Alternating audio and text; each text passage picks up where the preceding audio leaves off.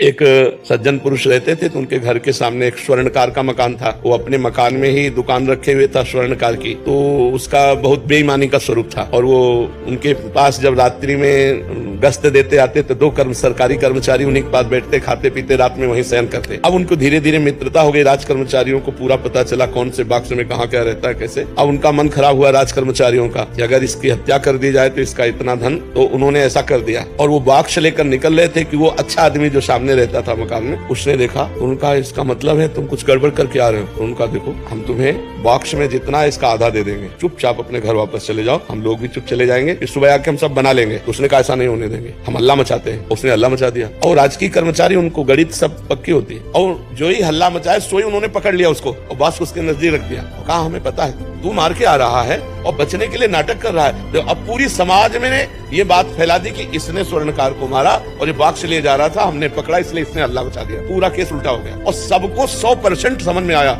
ऐसा ही है। किसी और वो चिल्ला चिल्ला के कह रहा है लेकिन उसकी कोई बात नहीं सुन रहा। मुकदमा हुआ, जज के सामने जब खड़ा हुआ वो तो रो दिया और कहा जिसकी कसम खवा लो, यद्यपि मैं फंस चुका हूँ, उनके पास प्रमाण है, मेरे पास प्रमाण नहीं, पर मैं आपसे रो के कहता हूँ मैं सत्य हूँ, इस केस में मेरे द्वारा कोई पाप नहीं हुआ। जज ने कहा ठीक है, इसका हम प्रमाण निकलवा लेंगे। वो गए, जब एकांत देखा तो क्या कहते थे आधा बॉक्स स्वर्ण ले ले तो बच जाता ना, फंसा दिया ना, अब पूरी जिंदगी जेल भोगेगा। और वहाँ डायरेक्ट लगाए हुए थे जिससे उनको सुनाई दे। तो उसने कहा चाहे फांसी हो जाए लेकिन हम इसमें दोषी नहीं है, दोषी तुम लोग हो और देख लेना भगवान तुम्हें दंड देंगे, ऐसी बात। अब जज के सामने तो प्रमाण मिल गया कि दोषी राज कर्मचारी हैं। तो उसने कहा इतने दिनों से मैं जेल भोग रहा हूँ, इतने मेरे दुख और अपमान हुआ, ये क्यों, ऐसा क्यों हुआ? जज से कहा मैं निर्दोष था, मैं चिल्ला चिल्ला कह रहा था।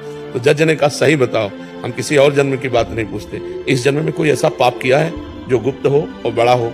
तो उसने कहा हाँ, हमारी एक प्रेमिका थी, हमारा मनमुटाव हुआ, वो हमारे ऊपर प्रहार किया, हमने ऐसे प्रहार किया तो हम चाहते नहीं थे लेकिन वो मृत, तो फिर हम अपने घर में ही गाड़ दिया। बोले देखो वो पाप का दंड इस रूप में तुम्हारे आया।